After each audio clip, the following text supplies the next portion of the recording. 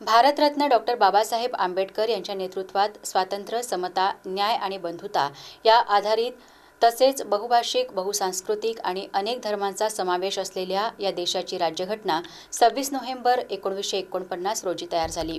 तो दिवस आपण संविधान दिन म्हणून दरवर्षी साजरा करीत असतो।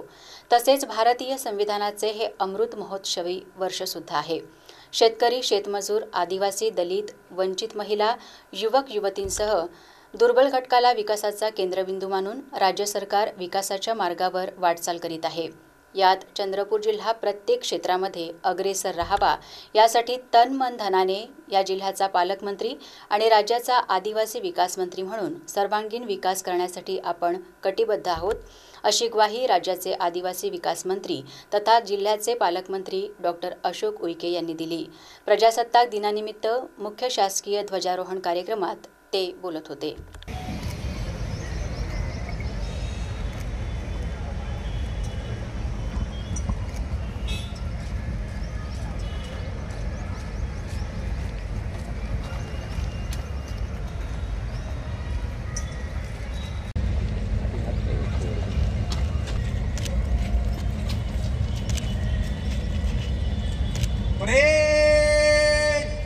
राष्ट्रध्वज को सलामी दे।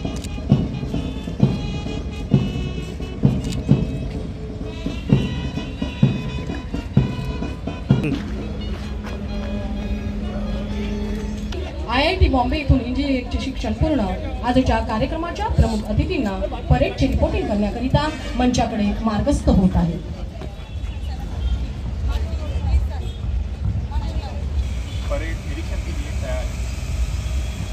आजच्या कार्यक्रमाचे प्रमुख अतिथी माननीय नामदार डॉक्टर श्री अशोक जनाबाई रामाजी उईके सर, मंत्री आदिवासी विकास महाराष्ट्र राज्य तथा पालकमंत्री। 15 ऑगस्ट 1947 रोजी आपला भारत देश इंग्रजांच्या गुलामगिरीतून मुक्त झाला आणि 26 जानेवारी 1950 रोजी आपली राज्यघटना, आपले संविधान अंमलात आले। त्याची शान ज्याने गायले त्याचे गुणगान, ज्या विभूतीने रचिले संविधान, त्या सर्वांना आमचे त्रिवार।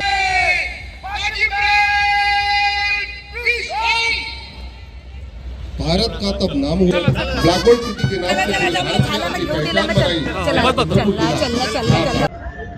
चंद्रपूर जिल्ह्याचा पालकमंत्री झाल्यानंतरच प्रथमच 76व्या प्रजासत्ताक दिनाच्या निमित्तानं सर्वांना शुभेच्छा देण्याची मला फार संधी मिळाली।